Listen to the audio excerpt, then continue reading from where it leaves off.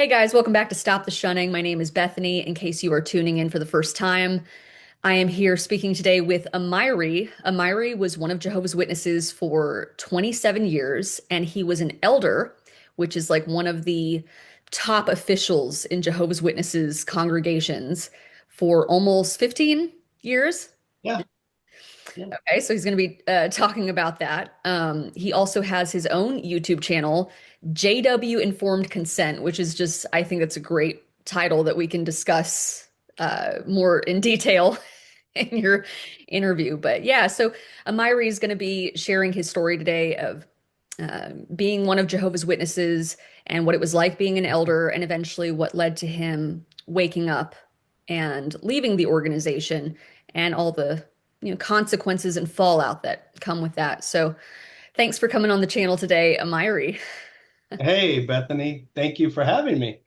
Yeah, Yeah. thanks for having me. I'm excited to be here and chat. I always like watching your shows, and so now I'm on it. Well, it's awesome to have you on. Thank you. Thank you for coming on. So can you go ahead and get us started and give us a little bit more about your background? Yeah, in terms of relation to Jehovah's Witnesses, I was not born in as one of Jehovah's Witnesses, but I was pretty close. Like I mentioned in my video, my first and one and only video is my grandma is a witness. And as witnesses do, you start that indoctrination, right? You start the talking, and that's what I did. That's what all witnesses do. So my grandma would talk to me, hey, in paradise, you're going to be able to pet the lions and you can ride an elephant. I mean, I'm a 5-year-old kid, cross-eyed and drool coming down, like this sounds great. So so that kind of stuck with me. And my grandma would take me to the meetings occasionally. I remember at least one time she bought me a little suit, right? And I went to the memorial.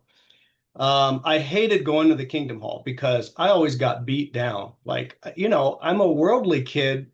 I was the worldly kid that shows up with their grandma once in a while. And so I'm just talking, I'm sure I was loud and everything, but I just remember getting yanked out by the hand out the front doors of the Kingdom Hall and getting that belt. So I kind of associated, oh no, I don't want to go. But that's how it started. It was my grandma talking to me, and then she had her older friend Hazel Bowers, studying with me, and beautiful old black sister used to play the piano at the Kingdom Hall. Okay. And yeah, she would study with me, had that down south voice. She played the piano with me. So that was kind of like my intro to it. And then my dad a few times also took me to church, but that was more like a Pentecostal setting, Baptist neighborhood church right on the corner type of thing. Yeah. Wow. So you got an interesting mix growing up. But so Yeah. your grandma kind of laid the groundwork for you and kind of brought you in. Okay. Yeah, absolutely. Yeah. Where was this, by the way? Where'd you grow This up? would have this would have been in Glendale, Arizona. Okay. Yeah. Gotcha. And you're still in Arizona now? I'm still in Arizona. Yeah, I'm still in Phoenix. Gotcha. Okay, so you're in Phoenix. All right, cool. So, Yeah. so when you were going to the meetings, okay, how much of it really sank in? I mean, like, did you really internalize the values or really believe what you were being? I mean, you said you hated going to the Kingdom Hall, but so like, how did you end up becoming an elder and staying in the organization and making the truth your own? Like, what was your path to baptism, I guess? Okay, good. Yeah, good question. Thanks for laying it out. That helps me think. So, yeah, when I said I hated it, I'm a little kid, right? I'm a little guy, 5, 6, 7, maybe 8. And then into teen years, my grandma, she's sending in the troops, right? There's brothers knocking on my door. We're hiding. Me and my mom are hiding in the hallway because they might look through the curtains, right? And not answering. And when I studied with a couple different brothers, and if I was real flaky. They're trying to tie me down. I'm young. I just wanted to go hang out with friends and stuff. And as time went on, I had a kid like right out of high school, pretty quickly out of high school. I had a child, and I had traumatic event because I was just running around in the world, and then I got like into the rave scene, and I had a traumatic event like at a house party. I don't know if you're old enough to remember, like they would print out flyers like for keggers, like, hey, there's going to be two kegs. Go ahead, go ahead. I'm pushing 40. And Okay, it's just so funny because everybody's like, I don't know if you're old enough to remember this. And I'm just like, so anyways, there you go, okay, audience. But yes, I do remember to an extent. Yes, go ahead. okay. Yeah, so it was literally like one of those parties, and Right. it was a kegger, but kind of a raver, and people got shot at that party. And I remember seeing the girl laying on the ground with like the bullet in her chest. And I'm just like, and I happened to leave. Like I had to go to the bathroom. I left this party, come back, it's chaos, right? And that had an effect on me. And in the paper the next day, I read that she had died. Yeah. And so you start thinking, and then now I have a child, right? In 94, I've got a child. And again, things like that started happening. I was getting in trouble. I was in dangerous situations. And I started thinking, I need to go to Jehovah. It's because I'm not serving Jehovah. And that's how it started. And then I started having this, there was like this spiritual hunger. And I just I started searching. I was listening to all this music and like reggae, and it kind of filled a little bit, but then there were other things that I felt that I needed. So I was in a vulnerable place. And then like in 98, I start studying a little bit. And in 98, the night of the memorial, I came home from the memorial, me and my daughter. My mom died in the AM. She died at like 2 a.m. that morning. Okay. And 5 months later, I was baptized. So again, there was this series, as I look back, yeah, yeah, as I look back, there was this series of events where I was in this vulnerable place, and I loved my grandma, and she always said it was the truth. And it's like, yeah, that's my grandma. And if my grandma says it's the truth, it's the truth, and I started going in that direction pretty quickly. Yeah. Wow. Thanks for sharing that because that is traumatic. You're a young man, you're a young father, and yeah, something like that. You don't all these years later, now you still remember that girl at that party, and when you go through things like that as a witness, or you're a young person deciding to make the truth your own or figure out what you want to do with yourself, when you have a stable force or a stable person like your grandmother, you know, you don't you don't think of I'm probably not being very articulate. You don't realize what you're getting into. You just want that, like you said, that stability, and you had a natural spiritual hunger or yearning that you were trying to fulfill. So that makes sense. Getting Yeah, that path. So you have your daughter. What year did you get baptized?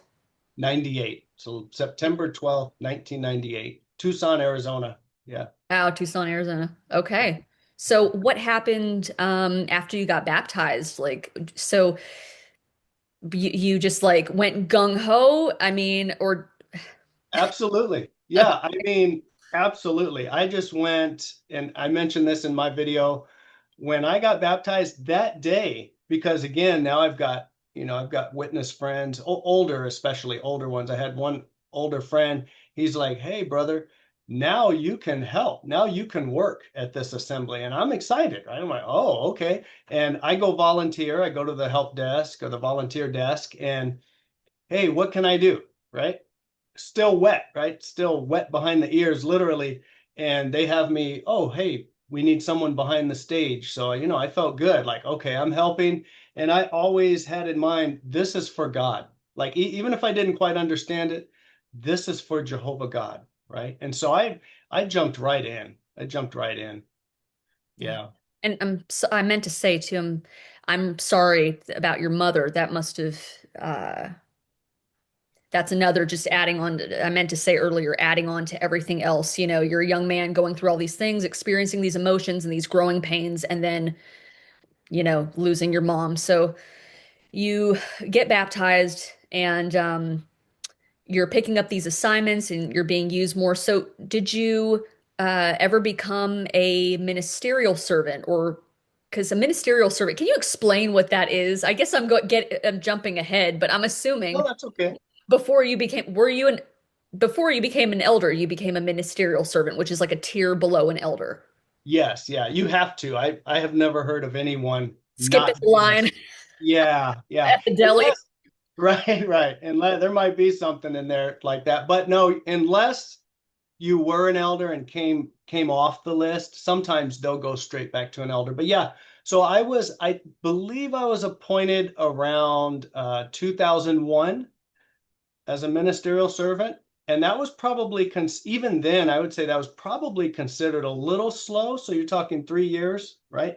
Because they were already, the brothers, the elders especially, they liked me and they liked my daughter and they liked us as a family and we were doing well. So they're, hey, Amiri, just, keep those hours up. Whatever little thing Right. I needed to do to stay in that area of being qualified to be a ministerial servant.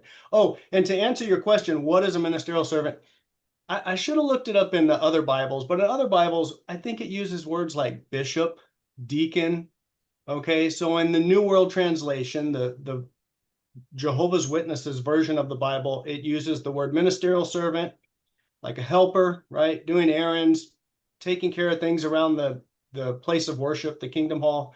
And then an elder is more of a teaching role, like where you're expected to have an ability to teach people, especially from the platform, and then shepherd, right? Like basically it's, more time, more energy going out and visiting people at their homes with one or two other elders and encouraging things like that.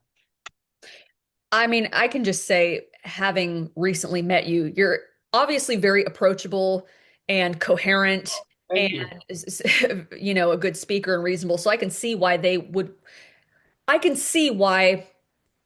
so many things are going through my head. I knew of young men when I was growing up.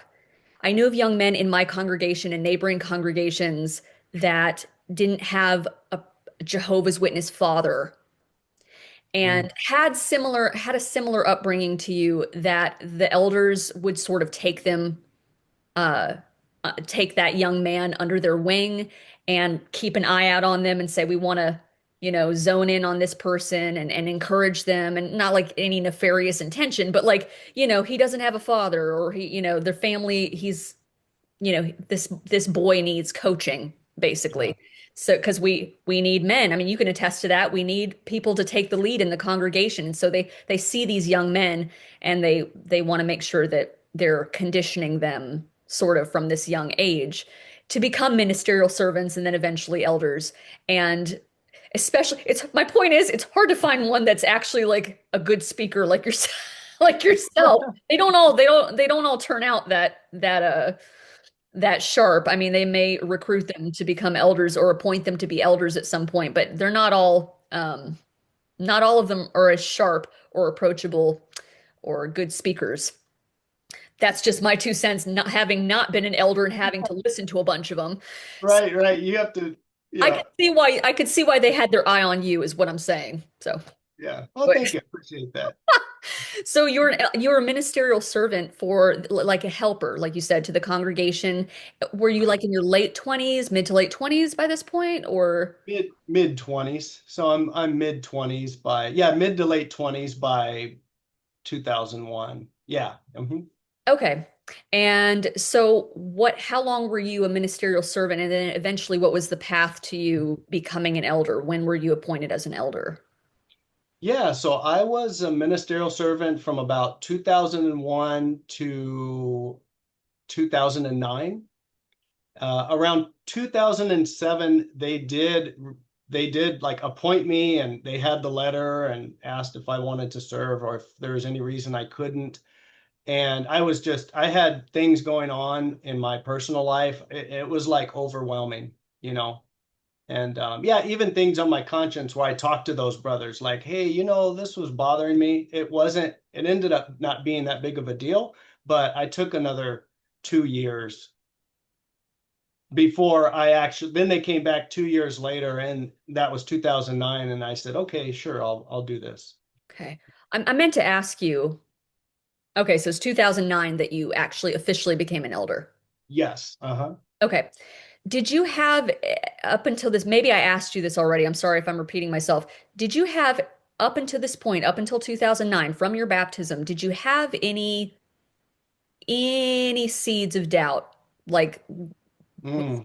were things, did everything make sense to you, or did you have questions?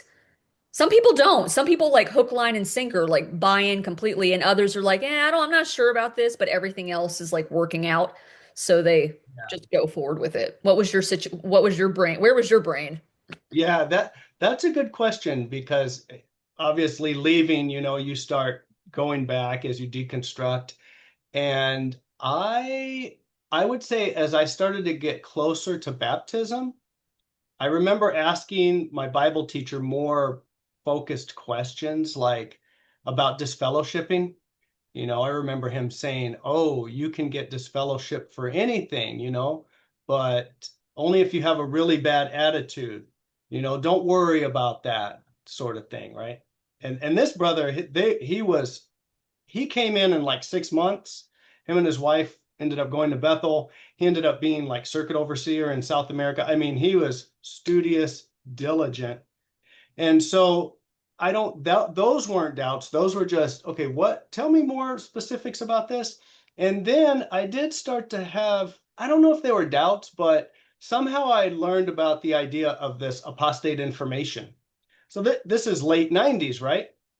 Now, if there would have been channels like yours, where were you in 98? It was like I wouldn't have joined, right?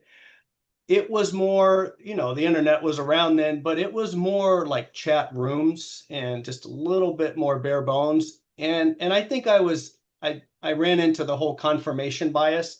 I had the question, but I went and found the information that said, yes, this is right, because I did find some people talking about things, but what I focused on is, there were ex-JWs out there at the time, just like, they were super heated and upset and just ripping the witnesses up and down. And then I think of my grandma, like, hey, Right.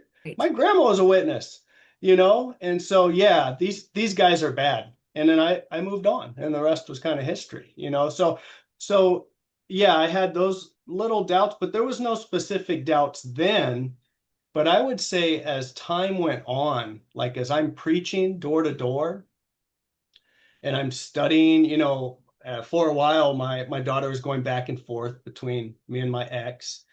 And so I would study, I would read the Bible. I would read I'd read most all the literature and even pull in some of those old books, right? Letter to James, and break open the insight volumes. Okay. I'd read this and I would start having doubts about things. And the way I dealt with this, as like I mentioned in my video, I would think to myself, Amiri, those men in Bethel are holy. They're spending all their time and energy like in prayer. I wasn't thinking like they were monks, but I was thinking they are in a elevated place. Yes, compared to me. And here I still at times I've got these negative thoughts coming in my head, and I can tell I'm a little rough around the edges compared to born in witnesses, how I talk, and how some respond to me and look at me. And so those doubts, and I explain all that because those doubts, what I did is I just put them away. I just said, what are we taught as Jehovah's Witnesses? Wait on Jehovah. And so that's what I did. I would put those doubts away, doubts about, like, I could never prove just from the Bible that there were two hopes. Like, so, and you know what? Yeah. So, it's wild. I would read, and this came up later, but I have always read Romans and Galatians. And I know your husband will talk about this a lot. Like, he gets into that. And I would read those scriptures about this wonderful hope that's given in Romans and Galatians. And Bethany, I would read those with fear. I would read those with fear because I would think, oh, Amiri, you think, I would start thinking, well, does this apply to me? And then I would think, Amiri, that's blasphemous, right? I'm reading the scripture thinking that's blasphemous. If you think you're anointed and you're not, and you start partaking, Jehovah's going to destroy you. Like this is very real thought process. It sounds crazy now, but I those are get the, it. when you're in it, I'm like, this is crazy. Because when I woke up, I thought, no, no, it's talking to us. So there were things like that. Even the faithful and discreet slave, I always wondered when I would talk to people at the door, especially pastors, like I mentioned in my video, they were my favorite because they knew their Bible, right? They were just, it was fun. And I always felt like a kindred spirit to them, even though I thought I was better, right? I thought I had the better answers. I've got truth and you don't. Right. Uh, but I always wondered when I would show them Matthew 24:45-7 about who is the faithful and discreet slave. They're like, it was no thing to them. They weren't like, oh yeah, that's talking about this church or this group of people you got to find. No, no. And I could go on and on with, so there were little doubts. They weren't crippling. I wasn't in the fetal position in the corner, like rocking, like, oh, these doubts. No, I continued on. And even after shelving the doubts, I lived my life like I believe this 100%. And I will say, I believe this 100%. Like, and that's how I acted, and I had lived my life, I had kind of sown my wild oats. So I see how born ends kind of have a different path. I had already kind of exhausted a lot of that. So it wasn't too difficult for me to like, okay, now I'm done partying. I don't got to go back to the keggers right now, Yeah. Gotcha. That's interesting that you I appreciate the fact that you brought up the whole wait on Jehovah thing because it also reminds me how when I was growing up, and I know you heard this too, as Jehovah's people, we never say God works in mysterious ways. We can Yeah, always explain things through the Bible. There's always logic and rationale. But literally, like that's their way of recycling and regurgitating that principle or that idea of like, well, if we can't explain it, wait on Jehovah. absolutely. That's literally the same as you became the thing you hate. You're becoming the thing you hate by saying, we're not like Christendom. And Christendom says God works in mysterious ways. So I just appreciate you bringing that up because I'm like, that's literally like the same thing we should be able to explain. And we have the Yeah, truth, right? right. So, Yeah. anyways, yeah. So I get what you mean too, that you were not um, thank you for sharing that. I get what you mean Yeah. by saying you're not like in the corner rocking in the fetal position that, oh my God, this is it, this is the thing. Because even when I was waking up, or I should say I was born in, but I had I had doubts, but it's never as easy as just, oh, just wake up and leave. You tuck things away, you file things away. I always described it, I've said this ad nauseum on my channel that my gut said something was off, but because I was a child raised in it and, was contained, uh, I didn't have the language to articulate my doubts, as a child. So it's just this feeling that like something's not adding up, but I can't like say it's this dot dot dash and leave. So these little what I said earlier seeds. It's like you have these little seeds of Little. doubt and that you kind of store up and then eventually it's just like your brain explodes when you learn everything. So with that said, you kind of have your this is building up. You're kind of tucking it away. So can you tell us a little bit more or elaborate more about what it was like when you finally became an elder in 2009? And the reason I ask that is because people, I get a lot of people, obviously, who, not just on my channel, but, XJW channels, on your channel, you're going to get this. People who are not just former Jehovah's Witnesses, but people who were never in it, never witnesses who want to know like the inner workings, of being an elder. So what's that like? And then rank and file members who didn't have access to the type of information that you had, or the average Jehovah's Witness is not privy to the congregation, what's what's going on in the congregation. Um, Right. so I didn't know maybe if there was like, what was your perspective as an elder? Like, what did you, can you just tell us more what that was like responsibilities, and then also maybe something that you don't think the rank and file would know otherwise, if that makes Oh, sense. yeah, yeah, I think so. I would say the difference, for one, to get appointed an elder, it's way more rigorous, especially now, like that they're not turning in service time. Our last CO, he's like, I'm not approving anybody. You better convince me beyond a shadow of a doubt. But anyway, it does they scrutinize your service time more, your wife's service time, and I'm speaking then when I was appointed, and I think I was just in a nice spot because we regular pioneered for a year, right? So we're regular pioneers, ministerial servant. They're interviewing us. We had some really good Bible studies, and they started interviewing us on the circuit assembly. So I think when the elders went back there, it was probably because I would have, right? Like, hey, let's appoint Bob. He's doing all these things, right? So that's probably how Checking all the boxes. he's checking all the boxes, yeah. And so when I got appointed, you're teaching more, and immediately there's way more assignments, right? Like, okay, we need you to go give talks. We need you to give more talks here. We need help on RBC and LDC, right? Construction. And it is voluntary, but at the same time, it's hard to say no. It's the environment. It's the Right. environment. Like really, yeah, I could get into that, but go ahead. I want to keep hearing what you're saying. Yeah, so and when I got back there in the elders room, I would say I served on two different bodies, and I would say those were good brothers. They were my friends. I still love them. I miss them to this day, especially the first body I served on. And they of course they shunned me immediately when all this went down. And I think most of them, not all, but I would say most all of them are trying to do the right thing. Like when I got back there, especially again, Bethany, I'm doing all this for God. Yeah, I'm Motive. prideful. Yeah, yeah, and I'm human. I'm prideful. There's probably a little bit of pride in, oh, I'm an elder now. I'm sure I was obnoxious many times. But by and large, I would go back there and I kind of felt like, man, I'm back here in secret. Like none of the friends are able to be in these elders meetings.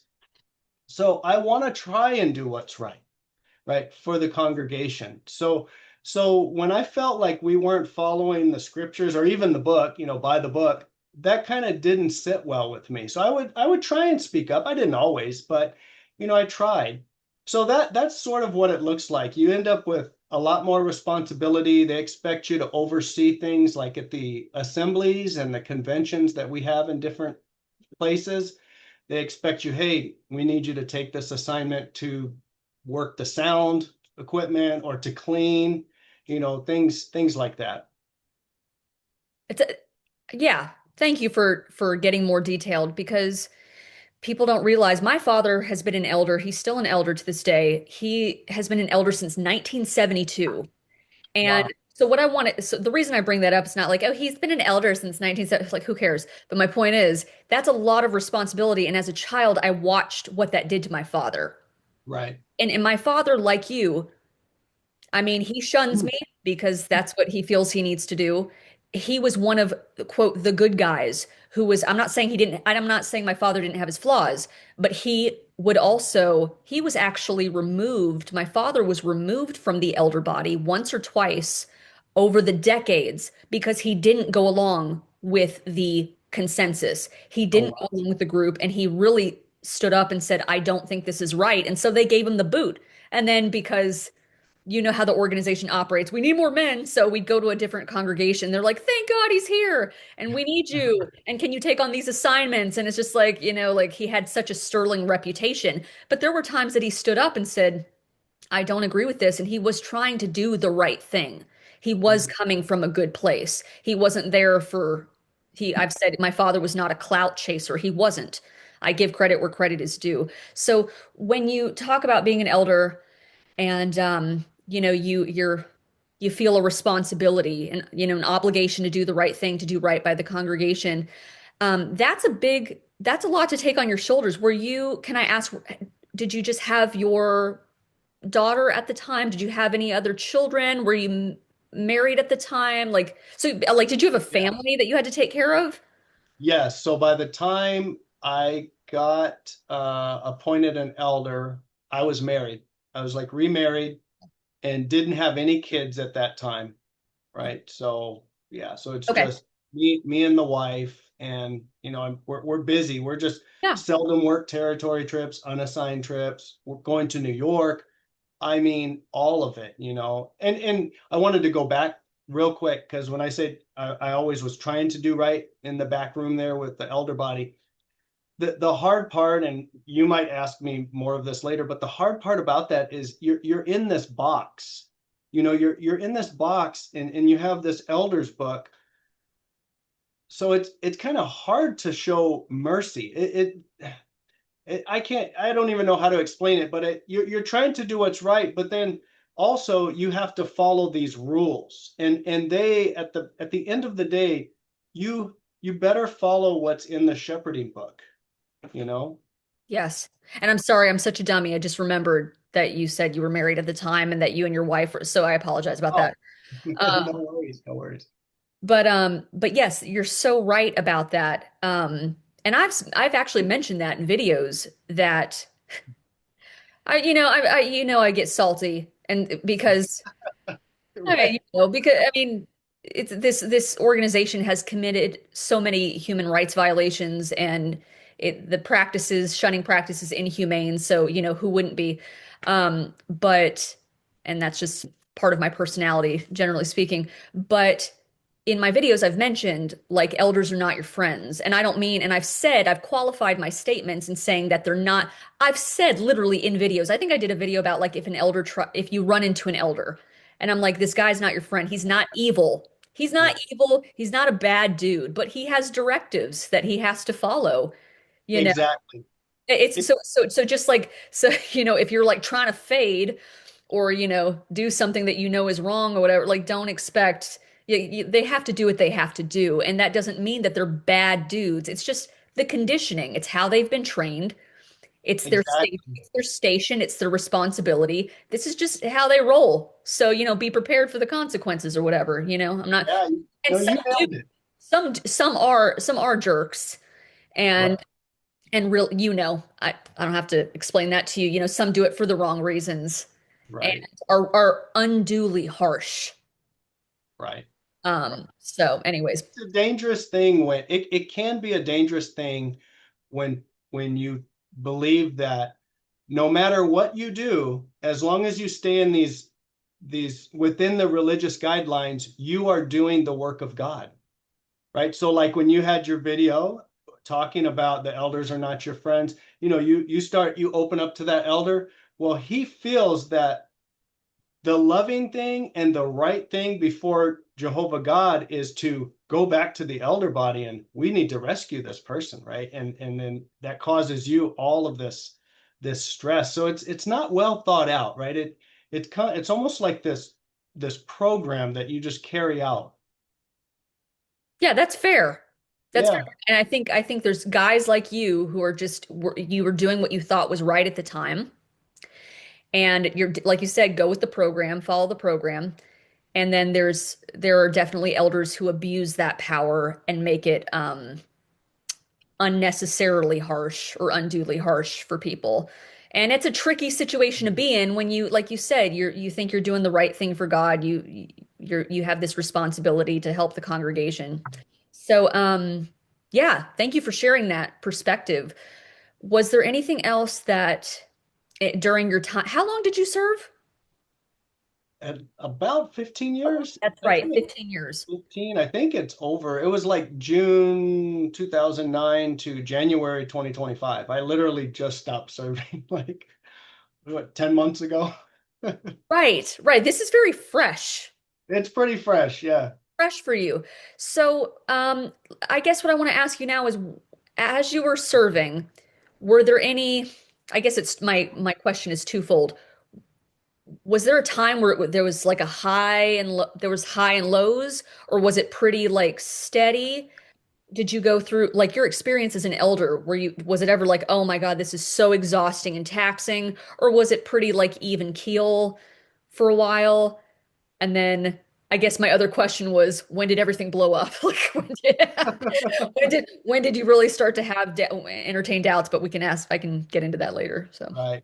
I would say it was both. It would feel just like we're coasting along at times, but then at times it would get more stressful. And so it was up and down. And as I look back, I think a lot of the times I did have this angst, um, for one, I felt never felt qualified. Like I'm judging these people. And even I remember a good friend, another elder, and he said, I lay in bed at night staring at the ceiling thinking, I'm not qualified to do this. And I said, ditto. I said, I'm with you, man. I don't either, right? Like I'm judging. I've got my own problems. It's one thing to, follow the gospel and share, but the judging, I never felt qualified for that. Like the first judicial meeting I was on and the people came in, the person came in, I started crying. I was sobbing. I mean, I was bawling with my head down. I was hiding my head because I'm with these two or three other grown men. And they were kind of like, they kind of had a smirk, and the one, and he was like a father figure. I miss him. He's since passed, but he's like, hey, this ain't a spectator show. You have to participate. Because I was just sitting there like, this person did what? That's my friend. I know, it was overwhelming. But internally, I'm thinking, well, they they appointed me for this, and they're telling you, oh, the Bible says, you're appointed by Holy Spirit. So okay, I'll keep doing this for Jehovah, because for my creator, okay, whatever I'm looking for him, I'll do whatever he wants me to do. And right now it seems that he wants me to do this. So those were kind of the ups and downs, or just dealing with drama. There's lots of witness drama. Just I think we're so kind of tightly wound in. Yeah. petri dish. Sorry. Yeah, no, we're so it's so tightly wound. There's drama that doesn't necessarily have to be drama, but it's kind of like, well, that's all we got. So let this be the drama, right? And so there was things like that. Right. But I when I look back, I there are times where I think, man, that was a lot of pressure. But when I was in it, you always internalize, if you start feeling bad about something, or like that something's too much, you're literally thinking, oh, it's my problem. You know what? I feel pressed for time. Well, I shouldn't have watched that movie like on Monday, and here it is Friday and I'm scrambling to get this talk together. You're just like me especially, OCD, analytical. I'm just like, oh yeah, I watched that ball game on Wednesday, and that's why I'm stressed out and I've got to do this talk. Well, no, maybe I should have just backed off from the talks, or the whatever the responsibility is, just an example. That's a good example. And would you say that the organization, and maybe you have a different term for it, would you say it's accurate to say that the organization exacerbates perfectionism and or an environment of perfectionism? Because it's with any high control group, with any cult or high control group, you're always the problem. Hmm. Everything exists in a vacuum. So like when I was this is not in the DSM-5. I'm using this term loosely, but I had a nervous breakdown when I was 30, and I was a happy, healthy child. So growing up in the organization and then finally like snapping and feeling like I'm going insane, and I was dealing with stuff and I was ill. Like I had an eating disorder. I was wasting away, the whole thing. I may have some perfectionistic tendencies or some anxiety, sure, but being in this environment where you have to maintain this image and keep up these responsibilities and keep this schedule, I mean, and that's me as a rank and file. I know that you experience that in your own way, having Right. having the responsibility or this moral duty that you felt to God and to your community, your religious community as an elder. You had good intentions. It's just that the high control groups like the Jehovah's Witnesses, it's never. they always want to act like a mental health crisis or somebody breaking down or not feeling good enough or I shouldn't have watched that game or whatever. They always make it look like it's you. It's you. You're not doing enough. It's your Oh, problem. And it's just like, absolutely. whoa, hold up. Like let's look at my environment. I mean, it'd be like if you're sick. Well, what's the possible cause? Is it what you're drinking? What's in the water?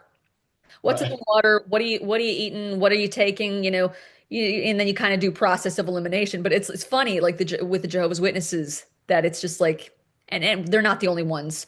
There's other groups, but it's always your fault. And you didn't pray enough. You didn't do enough personal study.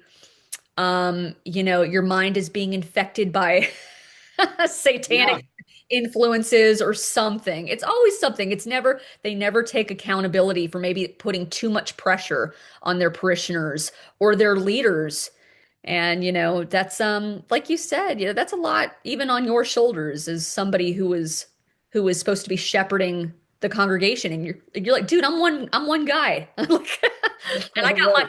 I got my own stuff and my own background or whatever. I So got problems. Yeah. And yeah, I'll tell you yeah. what, Bethany, it was so like I was so intense. Like if I didn't study my watchtower and then maybe my thinking, I always kind of felt bad. And then if my day wasn't going great, I'm literally thinking that, God's kind of drawing away from me. Like he's pulling away because I didn't go do the study, because I didn't study the watchtower, didn't underline it. It's insidious. It's insidious. And your audience who's listening who were never witnesses, they're like, this is nuts. But unless you were in it, and yes, it does sound nuts now, but when I was in it, it made sense because you're internalizing like, hey, isn't God worth all of this? And your answer is always yes. So if I didn't study or go on vacation a little bit and you're like, no, I can't go on another long weekend vacation. I just went and I already, especially as an elder, I already missed two weekends. I can't do a third like within 2 months. There's always this little slicing and dicing of everything. Spirituality was like Yes. numbers and yeah, I don't know how to No, describe no, that. no. I'm glad you mentioned that because it's very like it's like very just everything is accounted for and it's very nitpicky and it's just kind of like you never feel like am I good? Am I good with the Lord? No, Am I good never. with God? You never, yeah, exactly. In fact, you can attest to this. You got to stay faithful down to the end, down to the last fireball at Armageddon. And then Right, you're good. Then you're safe. And then there's Christ's millennial reign. There's another test. And it's like, what the? So it's right, and maintain a sense of urgency. And it just this anxiety, it just produces this anxiety. So even if you have low self-esteem to begin with, or you're looking like you kind of mentioned in the beginning, like this was you took on this identity and you were proud, for good reasons, you found spirituality, you have this position, you want to help people, and they just exploit that.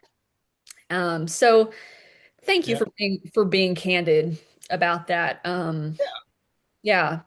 So you were serving as an elder, and then was there any major tipping point, I guess is my next question, what was the thing that got you to finally, things you weren't in the fetal position yet. So when did you reach the fetal position, curling up in a ball, rocking, and realizing that, hey, this might not be the truth, or this isn't what I thought it was? Right. No, I'm in the fetal position now. That's now. So no, I'm good. All things considered. No, I would say let me go back just a little bit. One doubt that I had, because I mentioned little doubts, I mentioned specifics, but one doubt I had that stuck with me for years, and even with other elders, when you're just hanging out, we would talk about it occasionally. Um, I'm going door to door. I'm going door to door. And I'm always believing, I was pretty fiery, right? Like I'm believing I have the truth and I tried to be cordial, but at the end of the day, I had the truth. I came to you and you better jump in with Jehovah's Witnesses or you'll be destroyed at Armageddon. That was my belief. And that's still the belief. They might soften it, but that is the belief. But what happened, Bethany, is as I'm going to these doors, and I mentioned this in my video, I'm knocking on these doors and I'm meeting people who are scrambling my programming because they're just being nice to me. They're being nice to me. Like I'm reading the Bible, and I know what nice is. I know if someone's being condescending, if they're being passive aggressive. I probably did more of that, at the door when people wouldn't listen. I'd kind of laugh it off and be a little sarcastic. But I was meeting people, especially when I'd meet these men and they had families. I remember meeting a guy, he was just tatted up, right? And me coming from the world, I'm immediately judged. And I came from the world. I was Right, right. pierced and everything. And I'm judging him. I'm just like, oh, he's not a witness, right? He enters the door, he's tatted up. He was like some sort of engineer, like civil engineer. He had little kids, super nice guy. And so I had to go through the mental process.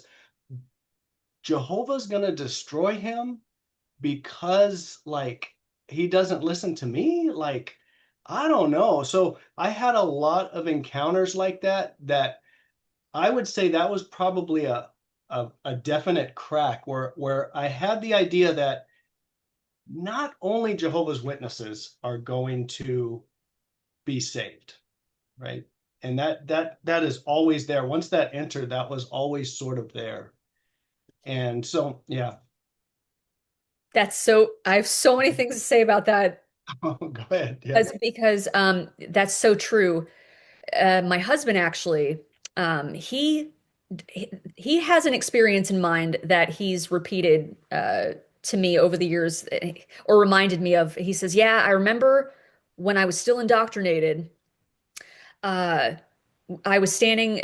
He was taking his kids who were little at the time. They were toddlers, taking them to the local playground. And he says, I saw another father who you could just tell he loved being a father. He was so attentive and good to his kids and having a great time on the playground. And my husband basically said, I'm standing there as an indoctrinated witness going like, this doesn't, how is Jehovah going to destroy this man who has such love for his children? Here I am, a father taking my toddlers, my kids, and I'm just kind of in the zone, just chilling at the playground, seeing this other man, in the world, this worldly man, not a Jehovah's Witness, with his children, and he's such a good, loving, attentive father. This is just wild. And growing up in the organization, and I'm curious what your thoughts are on this, or if you heard this, I should say. My mother, she was, I'm sure you heard this at some point. My mother is a boomer. She was one of those who said, well, whatever we can't explain, or if somebody seems like they're a good person, we don't want to think of them being destroyed. Jehovah knows the heart. Oh yeah. Only Jehovah can read hearts. And I'm thinking, but this is okay. That's a lovely sentiment, but that's antithetical to what we're being taught as witnesses, that you have to be a Jehovah's Witness to be saved. Right. So, Yeah. just going to your point of like one of those cracks of kind of just like, this doesn't make any sense. If we have basic humanity, Right. us lowly, broken humans, have, this feeling of humanity of like, hey, they're not even in the organization. I don't want tatted up dad, tatted up engineer to die. I don't want him to die. Right. How could we be worshiping a God, Jehovah, who is, going to obliterate him just because he's not part of the Watchtower organization of Pennsylvania? This is insanity, just like stupid. Anyways, sorry. Yeah. But Yeah. I know what you mean. That's crazy. I think a lot, you, me, so many witnesses and people who are going to be watching this who are ex-JWs are going to be like, "Yup, I heard that in my congregation," or "Yeah, I thought that at some point too." Yeah. Yeah. That was it. It's very powerful. And Huh. yeah. And so as time went on, I think you were asking where the big cracks started to come. Yeah, yeah, basically like what was the main, because and that's another thing too.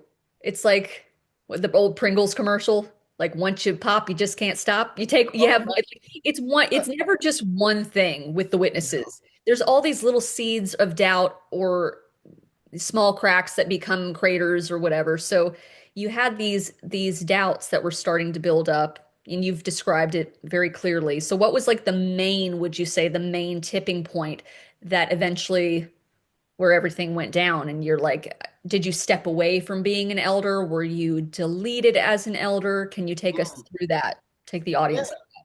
yeah, I'll take you through that. So, I would say the pandemic, that's when I think the pandemic has shifted a lot of things, just in the world in general. I think people's view and their outlook at things are like, what happened there?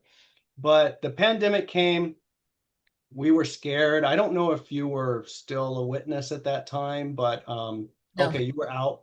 So it's hard if you weren't there. It's hard. I mean, we all experienced like the lockdown, that kind of vibe, right?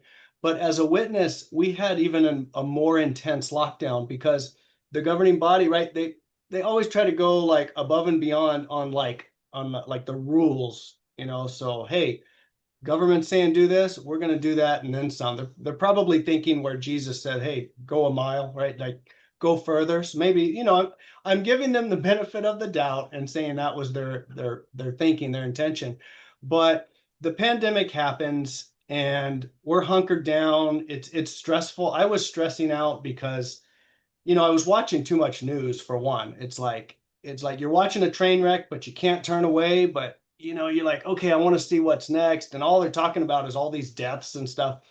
And then the governing body, they kind of were, to me, they followed the mainstream narrative with it. And they shut down the kingdom halls for like 2 years. But once they started like pushing the medical treatment for COVID, which was like it was at the time it was under experimental use authorization. It was EUA. They got a little bit of approval, but it was warp speeded through. That's when I felt manipulated, and from shortly thereafter, I started becoming critical, right? Like I started thinking they should not be telling us what they're doing, or they should do it a different way that just remains neutral because I felt like they were taking a side. So then what starts happening is now I'm studying the Watchtower. Maybe I'm conducting the Watchtower. I wasn't the conductor, but on occasion, hey, we need somebody to cover it. And I'm reading and I'm thinking, I'm seeing the manipulation. It's like seeing the manipulation in a magic trick. And once you see it, you can't unsee it. Once you see that the the guy pulled the card or whatever out of his sleeve, you always see that. And so now I'm reading the Watchtower and I'm seeing the manipulation in how they're talking to us. And I didn't like that. And the tipping point for me, again, stressful. You're in the house. I'm on Zoom for hours on Saturday, writing letters in front of a camera like this with like four people. And there was old single sisters in their home. There were other, younger singles in their home. I felt bad. So I would try and stay on the camera just to give them some association, right? Like I had a family. I had a grandmother-in-law in her 90s we were taking care of, but she was up and at 'em at the time. I had a nice yard. I could stretch. And whereas there's single older sisters in my congregation that are in a little apartment and they're told, hey, you stay in there, don't leave. And if you think you need to leave, you better mask up and do this and do that. And so I guess the tipping point was when all these changes are happening. I'm under some stress.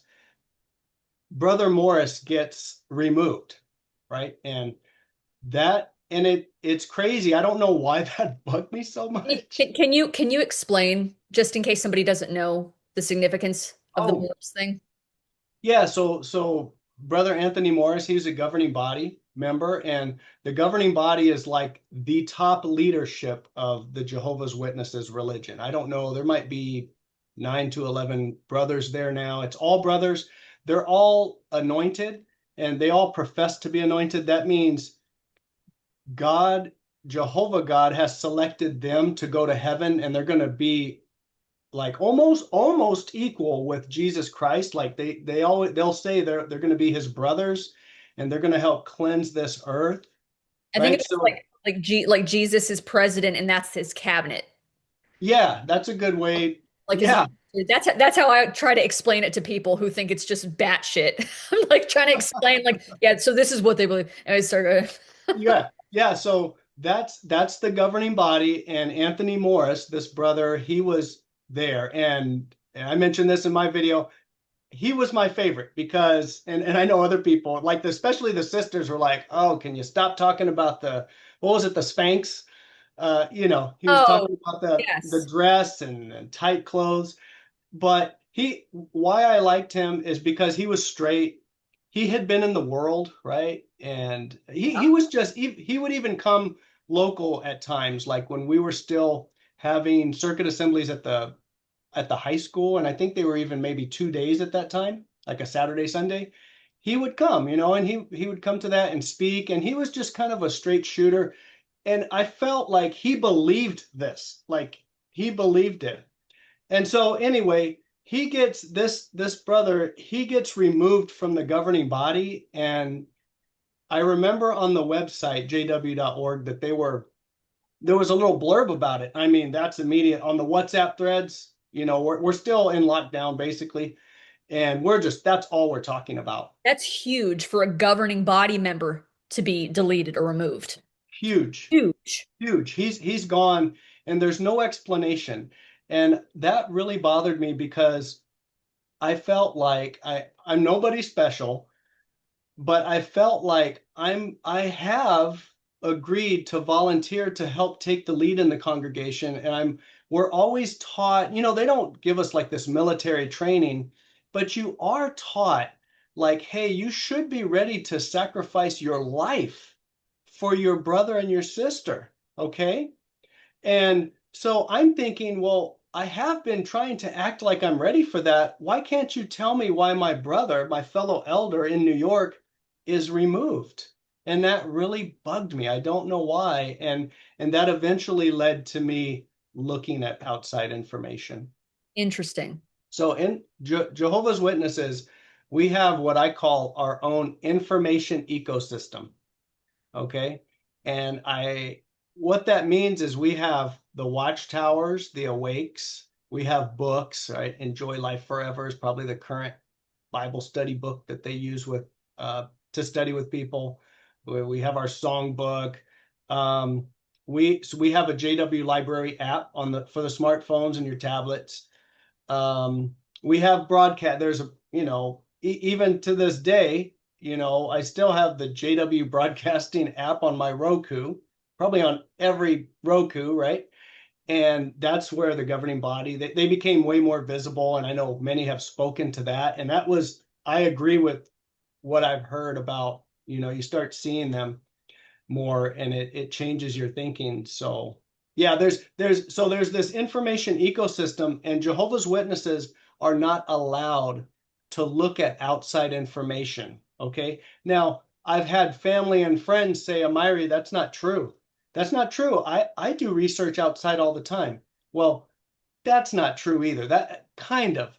Here's what kind of outside research I would do.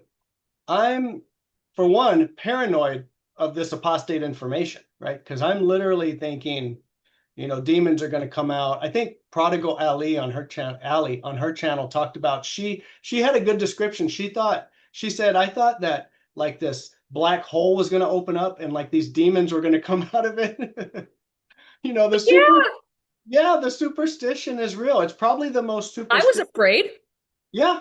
I was afraid anytime I saw, sorry, I didn't No, apologize no, for go interrupting. ahead. Anytime I saw anything on the internet that I wasn't even looking for, I was just scrolling through something. It happened to be an article. Maybe it's Jehovah's Witness Convention in Tucson, Arizona. And then there's comments, you can leave comments on like a news article or whatever. I'm just like flipping through comments. And this is when I was inactive and I'd see something negative and be like, oh, like just hot shame Right.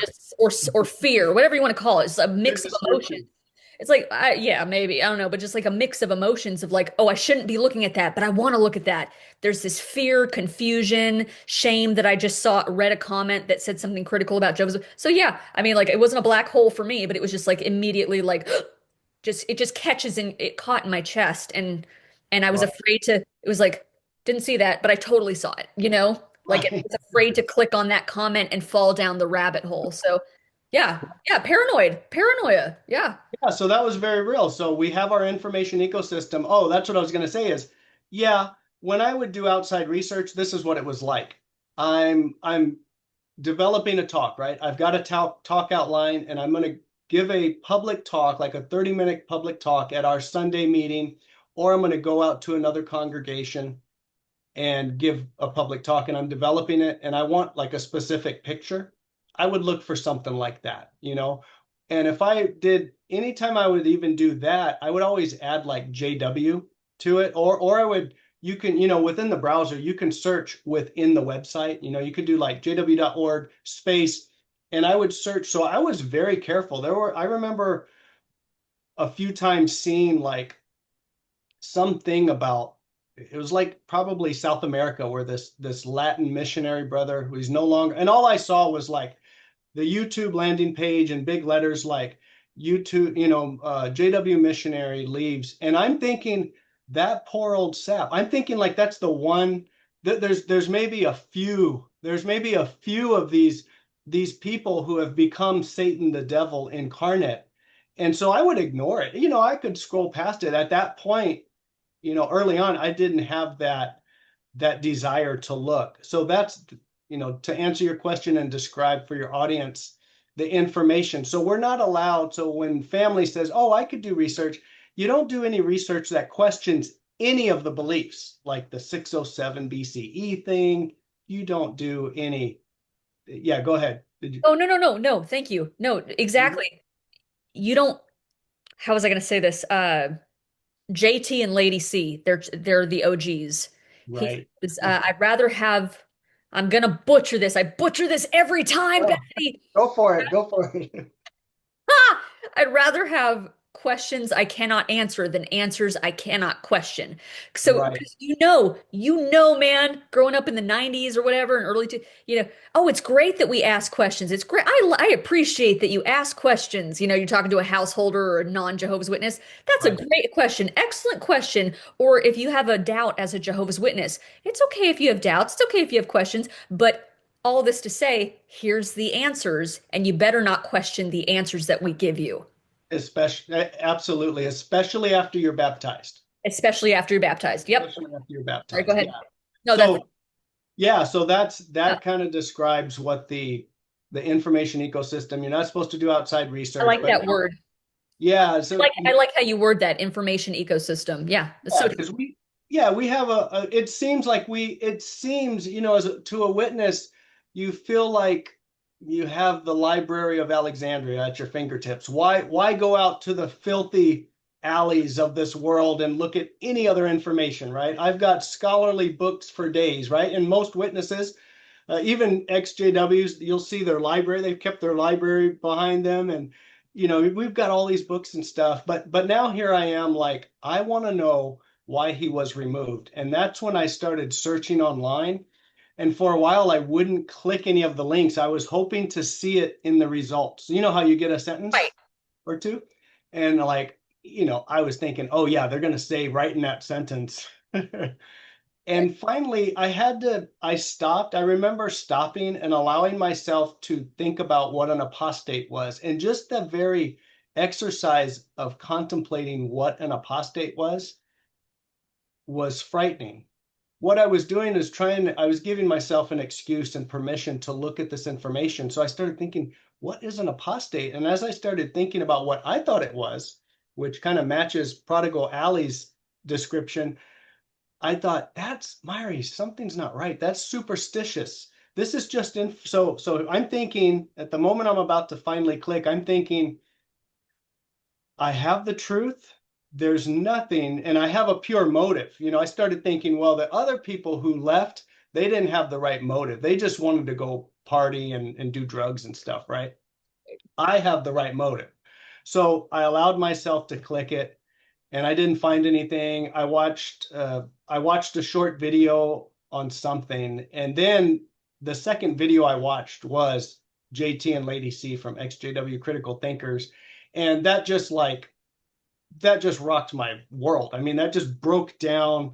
I was thinking to myself, what's happening? What's happening? Even when I first clicked the first link, Bethany, my palms were sweaty.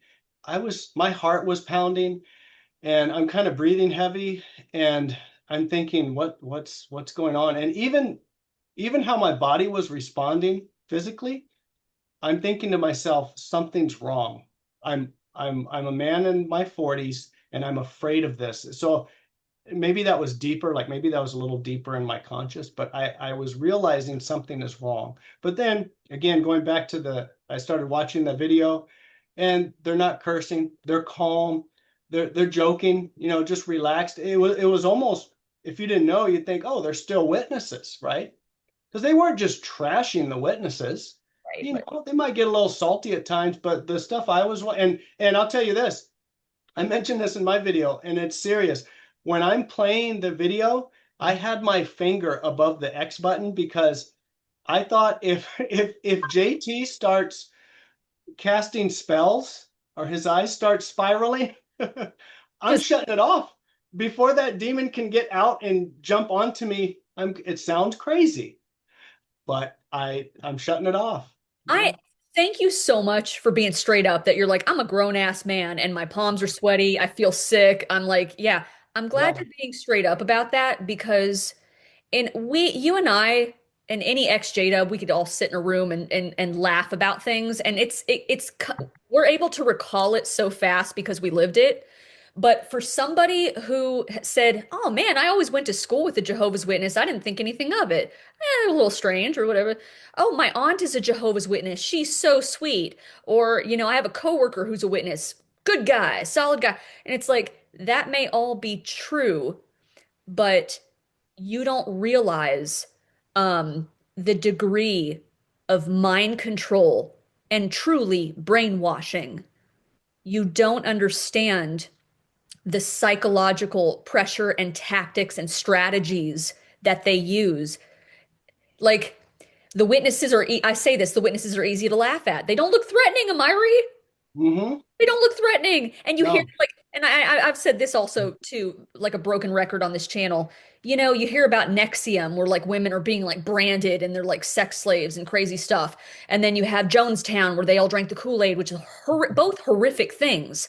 But yeah, people look at the Jehovah's Witness and go, "Oh, they wear bad suits and pass out pamphlets."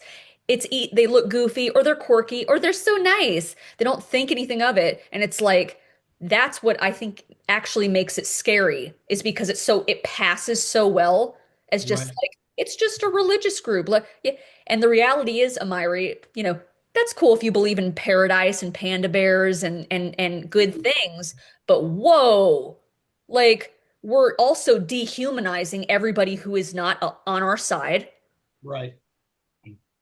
I mean, we see that playing out in politics, religion, So the witnesses, if you're not one of us, you're worldly and you're dangerous. If you leave, you're mentally diseased, right? I speak no lie. That's how their apostates are referred to, people who leave That's the it. organization.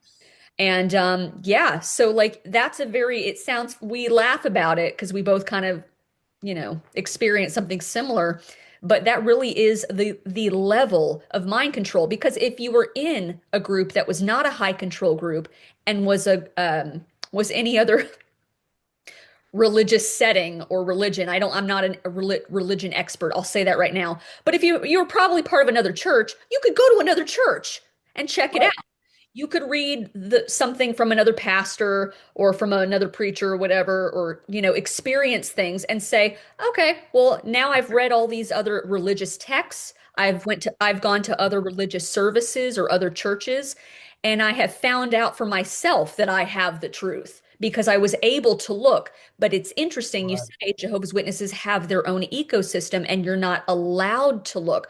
Well, then I'm being raised in an echo chamber. How do I know I actually have the truth? right, right. And you're not allowed, like what you just described that's freedom, right? But as a witness, you go to another church, You shouldn't be afraid. You shouldn't be afraid to look because if no, you you have shouldn't the be truth, afraid. Right. it'll But yeah, I mean, you do that, you go to a church or you join some Bible study outside of the Jehovah's Witnesses, you are being excommunicated. You're going to be disfellowshipped, which is excommunication for Jehovah's Witnesses. I know they've softened the term, but like you said in one of your videos, if you know, you know, right? If What you do they know, call it? you know. Removed. Yeah, they call it removed now, I believe. Yeah. But disfellowship, you can't do any of that. Yeah. Yeah, exactly. So it's just very interesting. It's like what are you hiding? What are you hiding or what are you afraid of by letting your parishioners, in this case, an elder is nervous, and in fact, that's even yeah, what are you hiding that's so as a religious organization that you're not allowing your parishioners or your child, if your child has questions or your Bible student has questions, why can't they explore different religions or read things or read anything critical? Because if it's wrong, you'll be able to prove that it's wrong. And then your faith is that much stronger. You'll be fortified and it's not a big deal. So like, why are you flipping out? That's what, like, Right. why are you calling people who leave these evil, mentally diseased apostates? And also, as of this summer, if somebody correct me if I'm wrong, now it's agents of Satan, based on that Oh, whole okay. yeah, this summer at the summer Jehovah's Witnesses annual summer convention, they depicted apostates. Everyone saw this video. I did a video on it. Yes. Multiple channels did, about how apostates are depicted, and they're basically called or shown as representatives or agents of Satan. So, when you use that kind of language to dehumanize people, and and I could see if they were, like you said, JT and Lady C weren't even, spewing hate and mad. They just posed legitimate concerns. And, Right. and so that's for at least for me, that was another like, whoa, it's like they're not the Right. angry apostates that you're told to That we're told, that we're taught. Yeah. And then again, what you were talking about, the presentation at the door and how witnesses, the presentation is golden. It looks good. But um, we don't, when we're at the door, we're not telling you about the other stuff. We're not telling you about the shunning. We're not telling you, hey, there's some positives. But if you leave, we're going to remove your entire social structure, family, friends, everything. And it's kind of one of those things where it's like, well, we probably Jehovah's Witnesses should probably lead with that. The whole saying, yeah, you should have led with that. That's a good point. I need to know that before I get 26 years in. That reminds me of, in case you or I don't know if anybody else has seen this, there's an excellent documentary about former Scientology or about Scientology called Going Clear. And I think it was Tony Ortega. He's interviewed in this documentary. And he said, that Scientologists will present this as like a philosophy to, for personal growth, yada, yada. He says they don't tell you about Xenu, the galactic overlord. You know, like their deity or whatever. He says if they led with that and they were transparent, he said I'd actually have more respect for them. But he says Right. it's the bait and switch, and that's how it is with witnesses. Or Yes. or they'll work around it, or they'll make it look like it's, oh, family relationships still continue. Oh, things are not that bad. We don't shun. I mean, they speak out both sides of their mouth. So Absolutely. speaking of that, I appreciate you bringing that up because you said, like you just said, that you really should lead with this, which brings me to your channel name. I know you're fresh out and it's new, but I just love that name, JW Informed Consent, because when I got baptized at 14 years old, I wasn't allowed to drink, vote, drive, get married, major life decisions, and yet I was dedicating myself under pressure, under social pressure, by my parents, my religious community. It's all I know, it's what I was raised in. It's the next step. I don't want to be destroyed at Armageddon. I want to be loved by my parents. That's how I get love. So Right. I got baptized at 14, but I didn't know about the CSA cases. I didn't know about this, and that, the UN, all these things. That's a whole thing. I'm 14. You cannot you cannot make an informed decision as a minor. And even if you're 52 and someone comes to your door, that 52-year-old should have the information, be armed with the information, Right. an informed decision. So, yeah, Absolutely.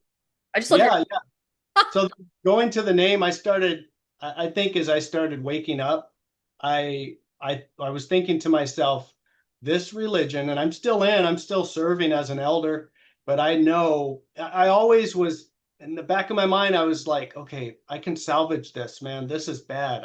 I hope I want to be wrong, even though it's difficult because like I told the brothers, hey, if I'm wrong, I'll go back. I'll come crawling back. Why would I detach myself from the only organization where I can be saved and live forever, right? So I started thinking early on about informed consent. I think I watched a video with, I forget the guy's name, but he's an ex-Mormon.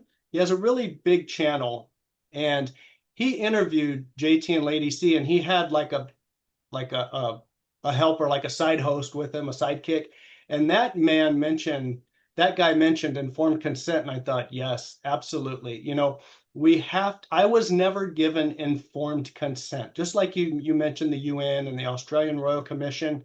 I was preaching for years while we were still part of the UN, and I'm knocking at people's doors. And when I'm getting in conversation, I'm telling them, you want nothing to do with the UN, nothing. And so that's why when I later talked to my elder body, I'm like, brothers, I feel like a fool. Like I was out here preaching against this fiery message against the United Nations that it was the imitation kingdom of God, right? And it may be, but I was being told, hey, this is how we should think and feel about the UN.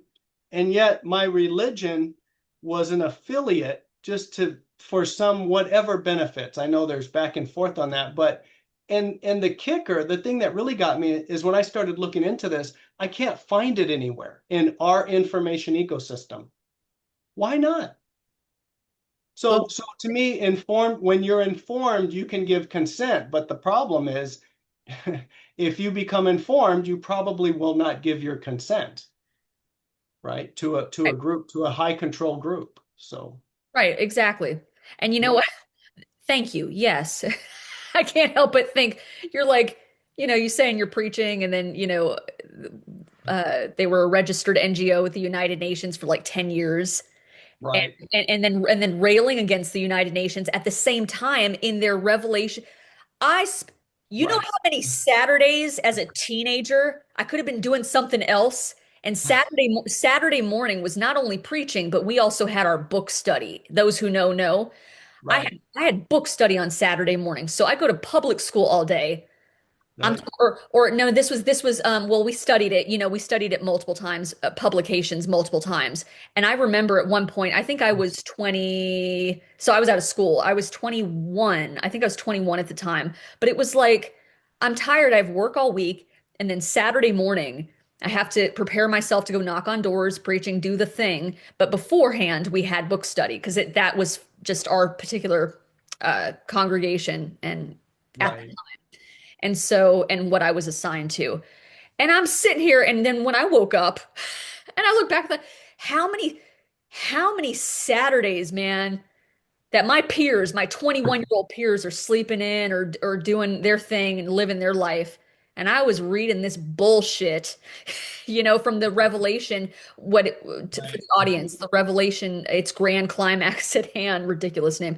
But this book that was railing against the United Nations, and then I find out later in my 30s, like, holy, all that time wasted. You stole time from me, from my life, and it was a lie. It was a lie, Right. bro. We were part of, not us, the rank and file, but like, how can you? Sorry. Yeah, no, we had Bethany. There was a years ago, there was a sister in our hall, and she wanted to join the Y. She had, a wonderful sister, and I think she had like schizophrenia, right? And so everybody helped her. We loved her and everything. Well, she's closed in, right? She's schizophrenic. She's hearing things at times and always trying to balance her medications and stuff. Well, she gets to the point where she starts asking me, right? Those Everybody in the hall, they're going to go to the elders to ask what to do and if they can do something, ask permission, sort of thing. And I never liked that either. But you feel like, well, I better have an answer. Well, she wanted to like not become a member, but somehow join to where I think she wanted to do literally like water aerobics. Okay. Okay. So, and then at the time, me and my wife, we go visit that Y by the house that we're talking about, and they had like a rock climbing wall, right? And my wife was into rock climbing, and I was trying to figure it out, like, oh yeah, that would be cool. So we write a letter, and I tell the sister, hey, we're gonna write a letter and to the branch, and we'll tell you what they say. And we're not supposed to share the complete letter with the person, but you can share kind of the answer. So we write this, and maybe in a future video, I'm sure I have it filed away somewhere. I'll maybe read it or pull it out. But we ask, hey, can we do this so we can, there's some fitness stuff we want to do. Yeah. Yeah, and they're always cordial when they respond. They don't always answer your question, but basically the idea was, hey, well, you might it was kind of like you might take a class, sign up for a class, but you wouldn't want to become a member. It was a little confusing. At the end of the day, the safer thing was to do what? Not do anything, right? So none of us, we read it and we're like, well, yeah, we're not going to become members. We're not going to agree to the wise mission statement because now they're Christian related organization, and we would be participating with Christendom, with Babylon the Great, with false religion. So we just said, forget it. Let's just, the sister, she never took the aerobics class. And then as I think back to that, I'm like, well, wait a minute. You guys were you guys were affiliated. Like you took the time to like do this whole affiliation and plug into this group. And so it was stuff like that. And you think back, like, Hypocrisy. yeah, it's hypocritical. And yeah. Hypocritical, and also it's, I guess you could say, pharisaical. It's very like in the weeds. It's like I'm not Yes. wearing a cross around my neck and go signing up for the local Baptist church or whatever, or like she's struggling and she Right. wants to get some, get her, improve her circulation and get in the pool. Like Hmm. let's use our brains, and whatever happened to using your conscience? That's a whole other video, Amiri, because Right. now Right. everything is, they'll say a conscience matter, but they're Sure. speaking out both sides of their mouth. So you Right. you got to look to them, but not look to them. Use your conscience, but don't say anything. Yeah. Anyways, so that's interesting. So you started. That's a lot. That's a Sorry, lot. sorry about that. I'm trying to back up a little bit. So No, you, it's all right. you got online. So you started. So you found JT and Lady C just Mhm. sort of kind of nearing the end of this, or kind of Mhm. wrapping it up a little bit. Yeah. You found JT and Lady C, and you were looking up some other information. Then what happened from there?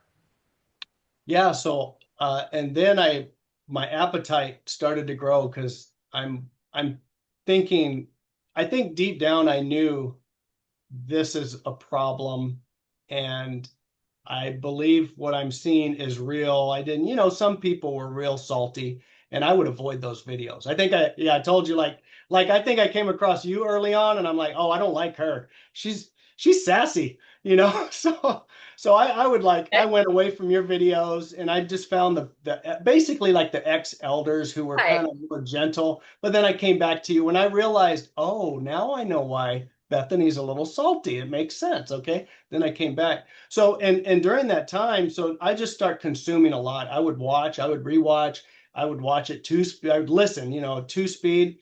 And I was always in a private browser tab because I didn't want wife or family, I didn't want it to pop up. This is how paranoid I was. I'm sitting here in my office listening, and if I was going to go out into the kitchen, get a little lunch or something to drink, I would I would play my audiobook for like 2 seconds, like just a regular book, because my wife started she kind of knew because I started sharing with her a little bit, and she'd give me the eye when I came out, and because I have my earbuds in, right? What are you listening to? And then I could honestly say without lying, oh, I'm listening to a book. See, I had my little my little Yeah. game. So yeah, I was doing that, and then I got to the point where I sat my wife down. I said, "Look, I've looked into some things. I shared a little bit, and like with the ARC, I said I've heard this and this, but I didn't look into it because I was already losing steam, and I knew if it was really all true, I was just going to come to a grinding halt. And with my grandmother-in-law, she's a witness. She's bedridden, and she's like 96, 97 at the time. And I said, I'll wait until grandma passes. It was kind of imminent. I said, but I'm telling you, babe, I am going to go back. And if these things are true, I don't think I can stay in this religion. And then 2 weeks after she passed, I kind of picked up my research and dug into, I think the ARC, the Australian Royal Commission, is the first thing I dug into. And then I started preparing, I started planning it out, like what I'm going to say. I'm going to go talk to my elders. I'm going to share. And again, I'm naively thinking, well, I have a good motive, right? I'm not perfect, but I have a good motive, and maybe they'll see this the way I see it. And so eventually I put some stuff out there on WhatsApp, which kind of triggered the whole thing, and we end up in an elders meeting. Wow. Yeah. Okay. So when was the elders meeting? When did everything officially go down? So that would have been like January, I think it was January 11th. I was going to do it right at the beginning of January. We had a good friend. She's young, got married, known her since she was in her mom's belly. So we're like, okay, I'll wait until after that. And then I basically I had my own field service group, and then we had a servant body thread and an elder thread on WhatsApp. This kind of all came about from the pandemic. I put the link to Jeffrey Jackson's response, a video link to that. It's like a minute and a half. I put the link to the ARC official transcripts, and I put a little phrase. I said, our very own governing body, Jeffrey Jackson, defending the faith. And I threw like the muscle emoji and like a hugging emoji. I tried to keep it light. But then under that, I put not exactly how I would have responded, dot, dot, dot. And I threw another emoji. I was nervous about this, right? And I put this on, I sent this to my field service group. Couple responded. And then I sent it to the servant body. So all the ministerial servants, all the elders are on this chat thread. And one of them, and then within a couple hours, they deleted my message. And then I also put information, the link is defunct now, but where they were selling the luxury $1 million real estate, right? While telling us to keep a super simple life, right? Even making videos about that. I put that out there, and one brother, I said, "Oh, I didn't know we were in the luxury real estate market." Okay. Again, I send it to both groups, Yep. and people don't, they're not awake, so they're just like, "Oh, wow, da da da." And one brother, he's kind of connected to the UK over there, so he said, "Oh yeah, the brothers, they bought these houses and they're reselling." So he kind of knew. Nobody else said anything, but then after that, one or two chats started trickling in, messages to me, "Hey, Myri, bro, how you doing? How's everything going?" Right? And that led to a phone call from the elders, a Kobe and another elder, and hey, the elders want to hear you out. Let's can we get together? We talked on the phone, text message, and that led to a meeting like with the elders. I'm an elder, and I'm meeting with like 9, 10, maybe 11 elders. The antenna went up though, man. Oh yeah. Oh yeah. The antenna went up. The antenna went up. And what I find interesting is that let anybody who's watching this, let this be proof that you're not even spouting or spewing hate or F the witnesses or boom in their faces. This is No. just like you're just like leaving little breadcrumbs, little morsels of like, hey, little morsels of critical thinking, like, hey, this is one of our leaders, Jeffrey Jackson, governing body member, saying that it would be presumptuous of us, in the Australian Royal Commission, because that blew my hair back, you know, to Right. yeah, it's an old expression, but like that that Right. that that shocked me. It would be presumptuous of us to say that we're God's the only I don't remember the exact quote, the only channel or mouthpiece for God, or that we're the only one true religion. That would be presumptuous of us to say that. And Right. that was his little workaround in court. And I'm like, whoa. I thought we I was told when I was growing up as like, a child, you should be prepared to go before a firing squad for your faith. That's right. Right. All right? Yes. You should be ready for the guillotine or a camp or being thrown into a camp or something like crazy stuff that traumatizes a child and scares the shit out of a child. And here's this grown ass man who is part of the governing body member, and he is lying on the stand. Right. You could have smacked, my point is, you could have smacked the group with that. Right. You could have smacked them with that, but you're like, yo, did you catch this? Dot, dot, dot. And then, but I find that interesting. That was your approach. And That was my approach. your brain's probably exploding, but you're trying to like give these like morsels Right. and look at how the elders, see guys, how the elders just like boom, hopped on it. Like he's not falling in line. He's not towing the line. Something's not, something's, their sniffer is going, the antenna is going. Oh yeah. So then they had the meeting. So go ahead. Yeah, yeah. So we have a meeting. I talked to the brother on the phone and on chat, and yeah, that sounds good. And let's meet. And so I printed up like the UN letter. I had my tablet with maybe I had some notes, and then I had that video. It was like I think it was a minute and a half. I literally had it to where if they would have let me talk, it was like 5 minutes. I was just gonna boom, boom, boom, hit the points, and I was just gonna hit like the Australian Royal Commission, the UN, and this luxury real estate thing. And so I pulled out my old, witnesses haven't, the use of book bags has basically died out, but I had this nice fancy book bag pre-pandemic. I pulled it out. It was pretty empty, but I put the few things and I stepped into the meeting, and I remember a couple elders looking down at my bag, like almost like, "Skip, what's you got in there?" Oh, that's funny. That's funny.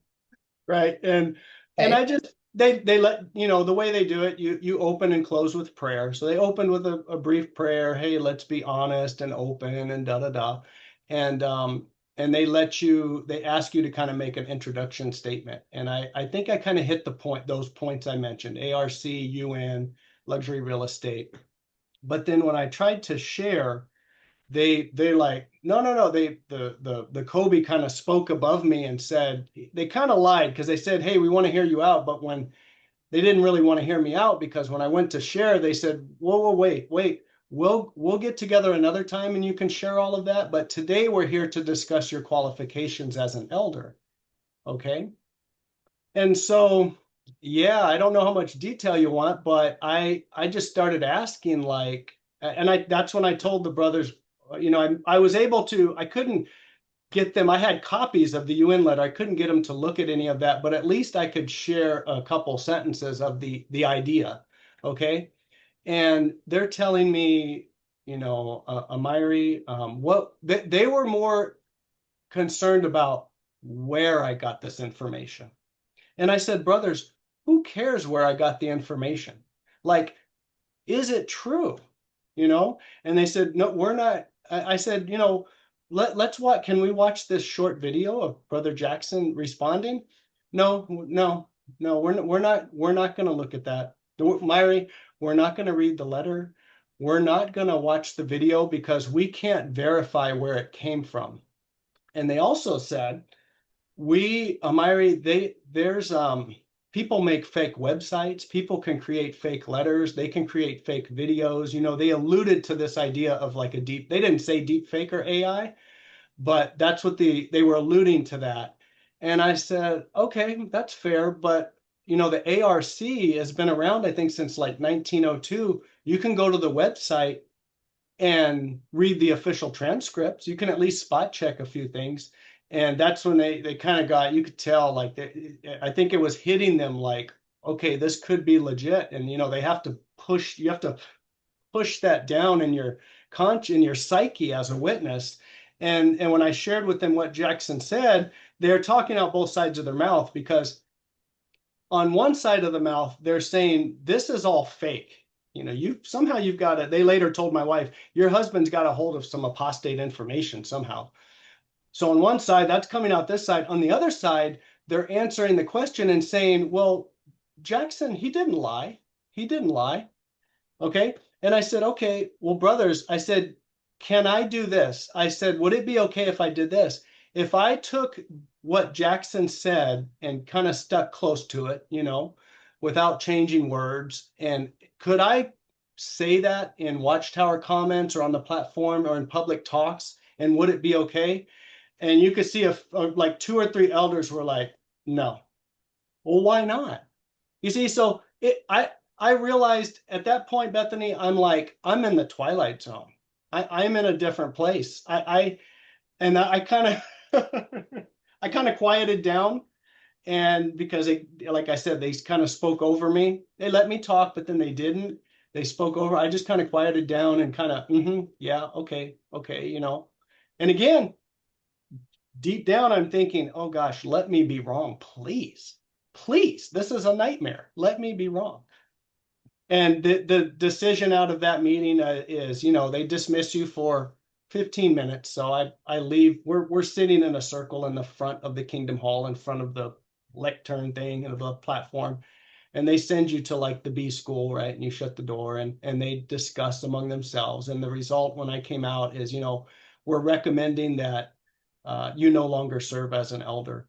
Well, yeah, and well, I will say they asked me they asked the question, do you feel like you can still serve? Do you feel like you can still serve as an elder? And I said, well, right now, I I don't feel comfortable teaching from the Watchtower or the literature, but I am willing to teach like strictly from the Bible. And they said, well, that's a problem because when the friends come to you for shepherding, Amiri, they're expecting like a Watchtower reference or something. And I was like, okay, I understand. But in my mind, I'm thinking, aren't the friends coming for scriptural help? Like a Bible verse from Jesus? I'm right. I mean, anyway, I'll let you break in. I said a lot there. No, no, please go ahead. Yeah, so that was that. So I was removed. And they made the announcement within a week. I think even for that they give you like a 7-day grace period to appeal that decision. I didn't bother. I was ready to not serve, but I wanted them to do the dirty work, right? I wanted to draw them out because I'm hoping no, certainly not. These brothers, these Christian people are not going to do that to their Christian brother, but they did. And then, the protocol then is the elders get together in an elders meeting. They they don't appoint, they assign a couple brothers. And now the mission is like mission rescue. Go visit Amiri, reel him back in. And that's what they started doing. So I met, a few times with them and talked about a little bit of this, but you don't really get anywhere with that. Everything that you described is very on brand for the witnesses. Just under the false pretense of, sure, we'll hear you out. No, they're not there to hear you out. Mhm. They have their minds already made up. And then they're just trained, they're conditioned to sniff out, is this person possibly apostate? Where did you get the info? You can see they're just their brains are scrambled and they're brainwashed. So, speaking out both sides of their mouth, just Absolutely. yeah. And the asking you, well, do you feel that you could still serve as an elder? Just very manipulative. Very, Right. just very manipulative. And and then you mentioned something else. My brain is just like It's can see it, spinning. I can see it playing out. I mean, it's not news to me. Right. I mean, I'm familiar with this stuff, but just hearing it, again is just I hate it when it happens to people. Um, I'm sorry that you went through that, but just I think the righteous indignation of Mhm. like, Yeah, doing this to people, throwing you under the bus it's and wrong. just shutting down and being completely unwilling to hear a very reasonable, like, it's like, dude, you know me. I'm not this crazy person off the street. Exactly. I think that's Exactly. I think that's what I'm trying to articulate, why I'm like la la land right now. I'm just kind of like this Amiri has been dedicated for all these years. you've served alongside this guy. You probably played golf with him or whatever, or had dinners and watched your daughter be born or whatever. Like you know this Vacations. man. And like Yeah, and you can't give him, yeah, but that's why I say it's very on brand because man, you think they're your friend, not even just a rank and file member not trusting an elder, but among the elders, it's like, dude, we've served together on this body. But that shows you the mind control really of Jehovah's Witnesses. It just kicks in. And because it's like you were so reasonable, you brought in, it's not even like you just came in griping. You came in with no, the information with like, hey, these are my concerns, and you were calm and rational, and this doesn't add up, and the fact that they would try to twist it and be like, oh no, no, no, well, we're not actually going to hear you out. This is how we're going to take the meeting. We're going to detour and right. follow through on our agenda that had already been set. So, what I'm curious about is, I guess, nearing the end of this, is can you describe a little bit more, if you feel comfortable doing so? Yeah, yeah, whatever. Yeah, Can you describe what that rescue mission looked like? Because anybody, I'll say this for the audience, anybody who tries to leave the Jehovah's Witnesses, it is a high control group. It is a cult. So you mhm. can't just leave. Mm-mm. There's always going to be not just consequences, but as with any group that's similar, there's going to be the panic moment of let's rope them back in. Whether for me, that was my parents. They had their tactics and their strategies. So as an Right. elder, what did that look like for you as an elder? What was that mission, that rescue mission, as you put it? Uh, the way that looked is people, because at this point now after I'm not serving anymore, I stopped going to meetings. I think I went to one more meeting because my oldest boy, he had the Bible reading. So I showed up and I missed I was hugging everybody. I was like the last person out.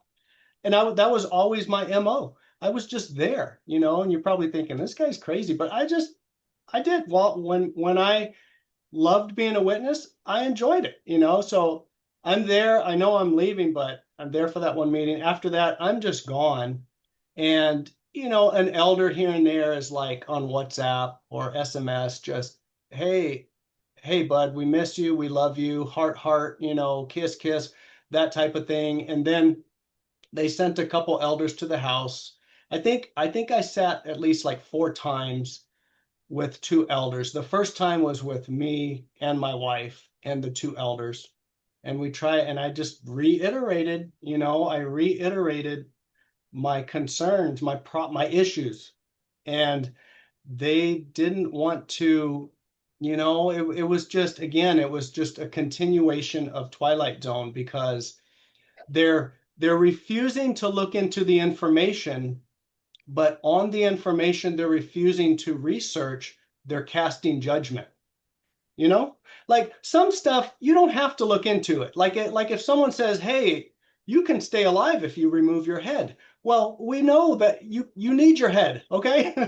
Okay, but I wasn't going extreme like that. I was saying, "Hey, read this, just read this." Yeah. And then I started saying, because I was hearing from others, I would say to them the line, I said, the truth doesn't mind being questioned, but a lie doesn't like to be challenged. And they would just look at me. And one time the brother, he looks at me sideways and he's like, Amiri, who told you that? Like, where'd you get that? So, and I have to only guess on what he's thinking, but it's almost like he's thinking, well, did that come from somewhere in the literature? If it did, I'll check it. I'll say, okay, you're right. And I'm thinking and But even responding, it doesn't matter where it came from. Does it make sense? Does it make sense that the truth does not mind being questioned? I'm not looking to get out of this. I'm not trying to get out of my marriage. I'm not trying to go, do drugs and just go back to the party. I'm not trying to go back to the rave life, right? I'm just saying, hey, what is this? And so that's kind of how it went. And we met two or three more times. And I just got to the point where when I would leave and I'm driving away in my car, because the last two or three times I met at their house, and I would leave and I'm just like, oh, Bethany, I just felt like, you just feel like sick. There's a knot in your stomach. You don't feel good. And I'm thinking like, oh, I should have said it like this. Oh, Myri, were you a little too aggressive and hostile? I'm still like self-checking. And I just thought the last time I thought I'm not doing this anymore. And they said, that they then they gave me the question, the trap, that question, and that question was, and that was the last meeting. It was the last thing they asked. They said, Amiri, do you consider yourself do you still consider yourself a Jehovah's Witness? But the main question is, do you still believe that the governing body is the faithful and discreet slave that Jesus talked about in Matthew 24:45-7? And I could have weaseled around it, but I was honest and I said, to be honest, brothers, I don't. Not right now. I said, I never say never. Maybe I'm missing something, but I don't believe that. And that was it. That final question. Do you Mhm. recognize the authority of the governing body? When I Yes. when I left, my you would think that my parents, this is related, this is relevant. You would think my parents, as parents would say, "Honey, think of your everlasting life. Think of your relationship with Jehovah." It was, no, no, no. When I told them I was disassociating, it was, well, we're going to remain faithful to Jehovah's earthly organization. These Right. these are the rules. And I thought that's a not a Freudian slip, but that's just kind of like a made me twitch. It was like that's what this is all about. It's about That's it. rules, institutional rules. It's about rules. I mean, they This, they this, even this has nothing to do with truth seeking. no, nothing to do with truth. Even they asked me too during that last conversation, and you kind of rehash the same thing through those conversations, and you slowly bring in new things. But that last conversation, they were asking that no, the one brother told me, he said, Amiri, all you talk about is Jesus now. You don't even mention Jehovah anymore. Like, do you believe in Jehovah? I said, yeah, he's my father. But look at the Gospels. Like I said, brothers, I'm reading them differently now, and it's about him. It's there's not another name under heaven, right? I'm reading these verses in a different way now, and I don't remember what he said to that, but I just thought that was odd that he said, all you talking about is Jesus now. Don't you? And that's the part that blows my mind is that's so weird. Why would you be punished? If we're true Christians, Hmm. followers of Christ, why would they be giving you shit for focusing on Jesus? Right.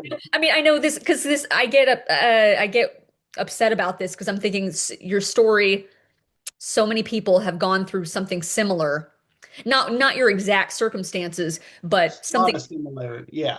very similar of like, hey, I started, even if they weren't an elder and didn't have your exact life story, they're like, I started reading the Gospels or I started reading things, and certain things are not adding up with the way we learn things from Watchtower and learn things as a Jehovah's Witness. And they didn't do anything, they didn't murder anybody, they're not drug running, there's like nothing's wrong. You know what I'm Right. saying? Like Yeah, it's yeah. not it's not the easy scapegoat excuse that they can use.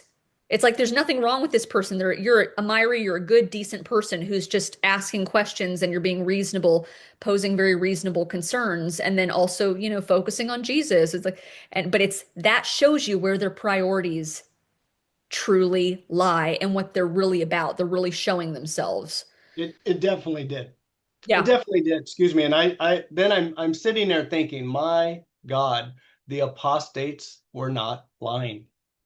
The so-called these so-called evil people all out there trying to savage the faith of Christian Jehovah's Witnesses, they weren't lying. Because I, watching videos, listening to people like you and others, and now I'm sitting in the chair experiencing my own story, my own version of the same thing. Yep. It's kind of, Yeah. and too, when you leave, it's like, oh, whoa, everybody, I'm not crazy. Right. Because I did Right. that. I didn't always have a channel from day one. I saw people and I was inspired by it, by the Right. XJW YouTube community. Because it's one of those groups that people just brush off. They don't take it seriously. More people are learning through YouTube, thankfully, and social media. But, it's one of those things where it's such an insular community, like you were describing in the beginning.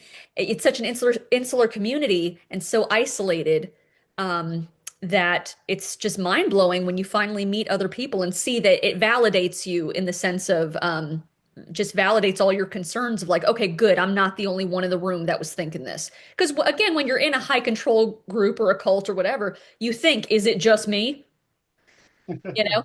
then also tying back to your whole channel name and where you're coming from with this whole informed consent.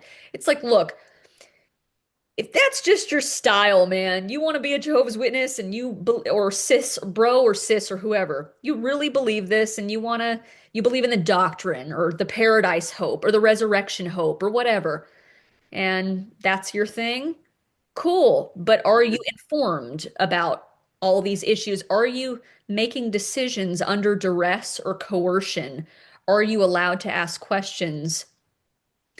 Are you being threatened in any way to be publicly humiliated or excommunicated, or you can't speak to your family anymore? When those things start coming in, it's like, whoa, this isn't about truth. This isn't about love for Jehovah or Jesus or whatever. This isn't about religion and faith and love and all those warm fuzzies. This is about a corporation who's trying to keep you under the thumb. Oh, absolutely. Yeah. Wild. It all So comes to light. Yeah. exactly. So okay, so you were removed as an elder.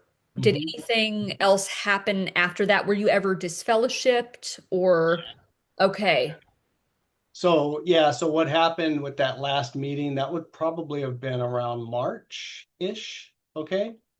And then I went for months, and it was actually nice because I'm not going to meetings, still supporting my wife, even helping her like, hey, and I talk to my kids, hey, go with mom. She needs you. She's still doing this. And, I tried to be real with them and said, we'll figure things out later, but hey, guys, get ready. It's time for meeting. That's me. I'm not even there. And I'm like, they're going to convention. I'm helping with grocery shopping. I'm helping pack the luggage into the car. Okay. So, I was accused of being bitter. It's like, okay, yeah, I'm a little salty, but there's other nice things I'm trying to help with. Go ahead. No, no, no, no, no. To your point, if someone ripped you off, like you could bring your car to the mechanic, yeah, you're gonna be pissed. You know, Yeah. if they did something, stole or what, this organization stole your time, it lied to you, it has robbed people of education, opportunity, has, policed their medical choices, has ruined families. So I personally feel that we should stop viewing apostates as bitter being a bad thing. So Right. how much it consumes your life is a different argument, I would say.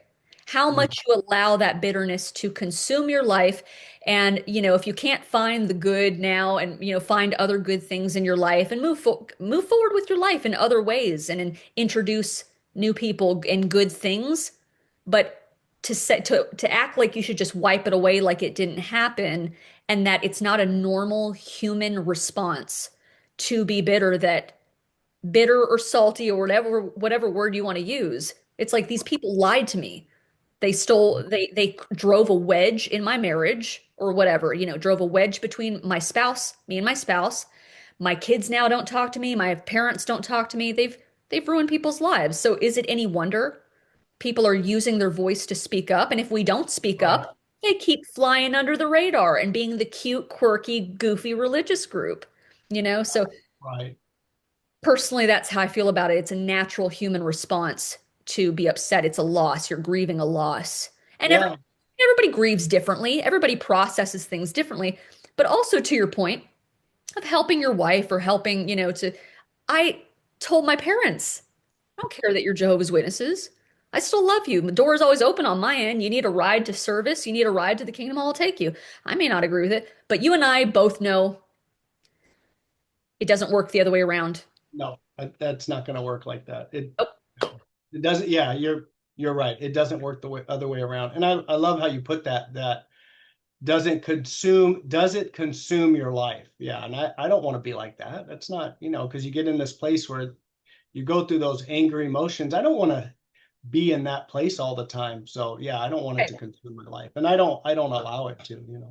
Good. Well, yeah, and that's like I said, I'm not a therapist or whatever, but I just my two cents Oh, is but you are, Bethany. You just ah! don't know it. You are. I just play one on TV. I just play one on I'm not a doctor, I just play one on TV. No, but really it's like I think it's okay to acknowledge that like, hey, this is effed up. This is inhumane. This is wrong. I want to speak up about it. And but cults and high control groups, specifically the witnesses, they love to oversimplify complex things. So, No. oh, they're just a bitter apostate. Well, Oh, even that's a line of witnesses. You're just bitter. you're just That's a bitter. Well, first of all, it's okay to be bitter of what mhm. happened to you. People have been abused, all manner of abuse in the witnesses. They, but there's people who have been abused who pulled themselves up and are not forever victims, and good for them because they have every right to feel angry and bitter towards the organization. And then there's some other people who, are bitter and never go outside and touch grass, So it's kind of like a case by case basis of just like, hey, it's okay to feel this way. It's shitty what happened to you. Whether you lost your parents, you're shunned, you got kicked out, now you're, whatever, you got the organization drove a wedge, and is causing problems in families. It's okay to recognize what happened to you. And then also, what are you going to do with your life moving forward? What good things can you bring into your life? So speaking of which, you got disfellowshipped.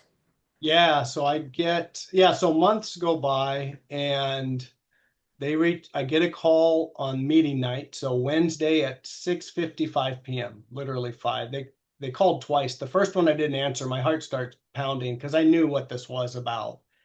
And I answered the second call, and it was two brothers, right? It always has to be two elders. And they called me and they said, Amiri, we've decided to set up a committee, to form a committee for you for apostasy.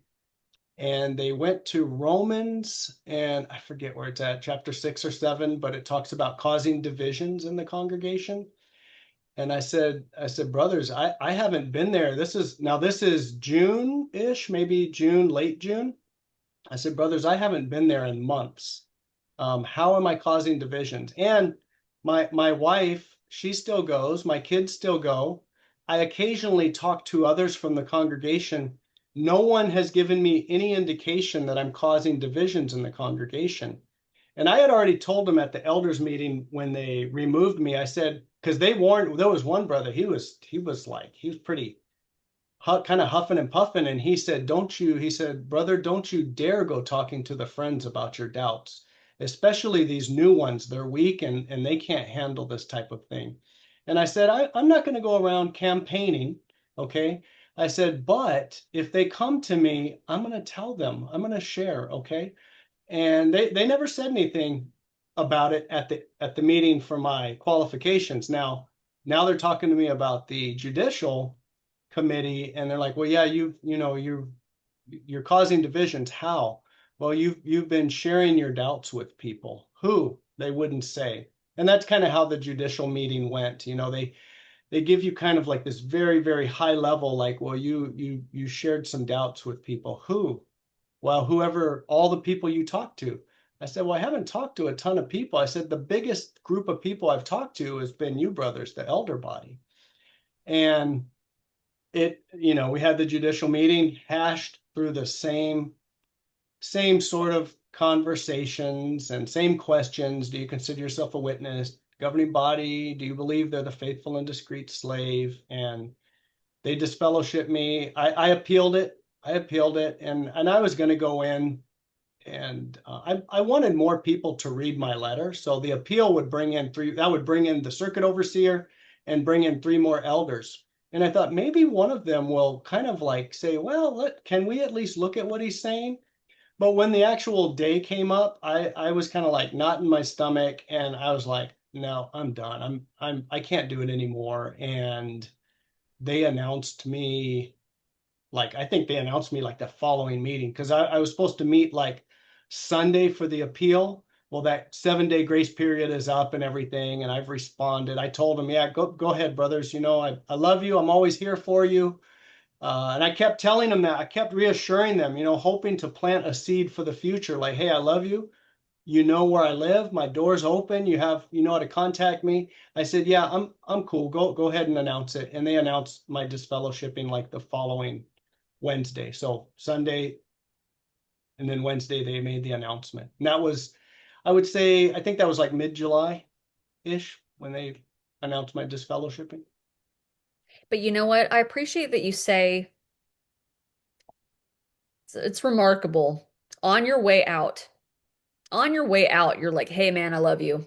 And I'll be here for you. And didn't so much for the bitter apostate. Like it's just and you never honestly, I want to commend you for that, and for lack of a better word, is you don't know what seed you planted. You just don't. With the way the organization is going, Oh, right, there's right. there's more Amiris out there. And that's honestly why I wanted to interview you or have you on, um, was so that possibly there's another Amiri out there pretending to read his audiobook, and is undercover going incognito or whatever, and here's your story and is like, man, I feel that I'm dealing with that right now. And you could very well be the inspiration or the nudge or the push that he needs. I mean, so many PMOs, physically in, mentally out, Yeah. or at least not coasting as a PMO, but maybe somebody who's actively questioning and confused will see you and be like, he gets it. He and I have been in the same role as an elder or have served or something, and I he's hope so. not wrong. Oh, I know so. I know. Yeah. Yeah. I know that there are people like that out there.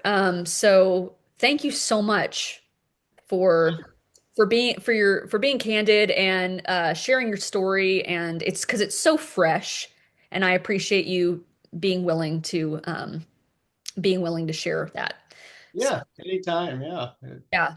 So my final question to you, Amiri, is what advice would you have for anybody who maybe was in your position, questioning any current Jehovah's Witness who's maybe dipping their toe in the water for the first time, watching this apostate video, and it's scary for them. What Mhm. advice would you have for them after everything you've been through? I I have uh I have so much things to say, but I guess I would boil it down to this. I would say ask questions and do your own research like your life depends on it. This is called informed consent.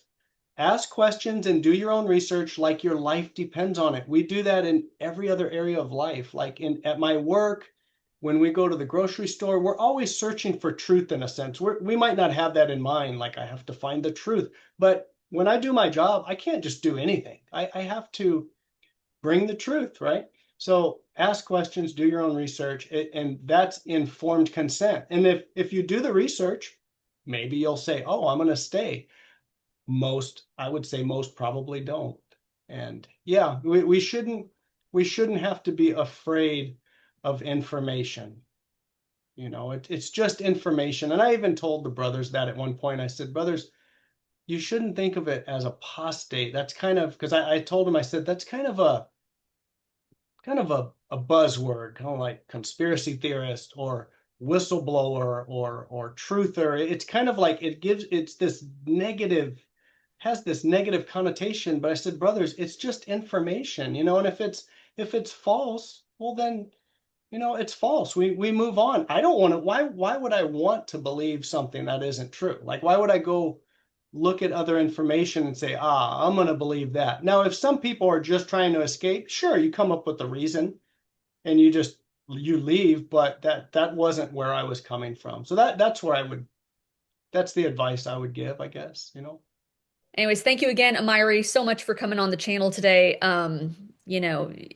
Again, the organization does so much to is makes it very difficult to leave. and you've paid the price for your intellectual freedom, and especially someone who held your position, as an elder, had some sort of status in the congregation, we appreciate hearing your perspective. So thank you for sharing that with us again. That's extremely, extremely valuable. And I know it'll help somebody out there. So, yeah, anyone can check out Amiri's channel, JW Informed Consent. I will leave a link in the bio to his channel. And if you enjoyed this interview, please like and subscribe. Share it with somebody that you think can benefit from it. And thank you again, Amiri, for coming on Stop the Shunning. You're welcome. Thank you so much, Bethany. It was fun. Was. See ya. All right. See ya.